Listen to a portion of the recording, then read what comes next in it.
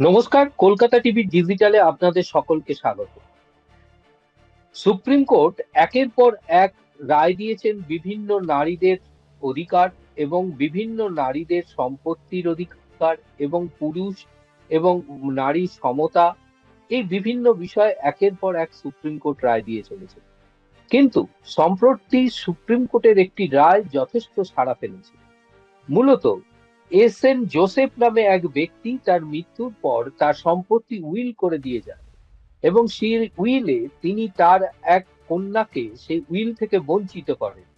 তার ৯ সন্তানের মধ্যে এই কন্যা বঞ্চিত হয়। মূল কারণ হলো সেই কন্যা নিজের ইচ্ছে কমিউনিটি বা সম্প্রদায়ের বাইরে গিয়ে তিনি তার নিজের ইচ্ছায় বিবাহ করেছিলেন। এক্ষেত্রে জোসেফের মৃত্যুর পর সেই উইলকে চ্যালেঞ্জ জানিয়ে হাইকোর্ট এবং ট্রায়াল কোর্টে বিভিন্ন জায়গায় আবেদন জানানো হয়।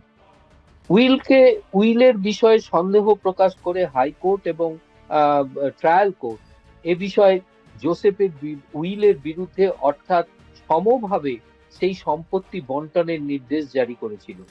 সেই নির্দেশকে চ্যালেঞ্জ জানিয়ে সুপ্রিম কোর্টে মামলা করায় এবং সেই মামলায় কিন্তু সুপ্রিম কোর্ট পরিষ্কারভাবে জানিয়ে দিয়েছে যে জোসেফের ওই সম্পত্তির অধিকার ওই কন্যা হতে পারবে না।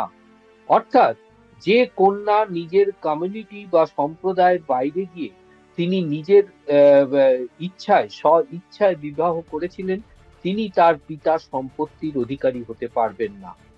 এক্ষেত্রে সুপ্রিম কোর্ট তার পর্যবেক্ষণে পরিষ্কারভাবে উল্লেখ করেছে যে যে কোনো ব্যক্তি তিনি যে উইল করেন তার স্বইচ্ছায় উইলই কিন্তু সেখানে বিশেষভাবে প্রাধান্য পায়।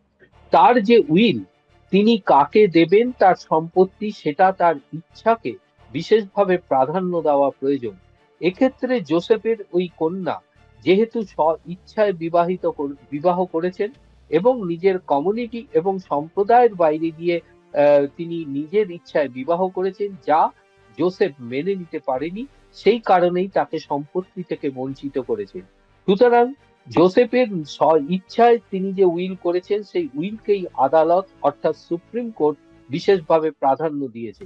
যদিও হাইকোর্ট এবং ট্রায়াল কোর্ট সেই জোসেফের সেই উইলকে খারিজ করে দিয়ে সেই সম্পত্তি ৯ জন সন্তানের মধ্যে সমভাবে বন্টনের যে নির্দেশ জারি করে দিয়েছিল তা কিন্তু সুপ্রিম কোর্টে গিয়ে খারিজ হয়ে গেল।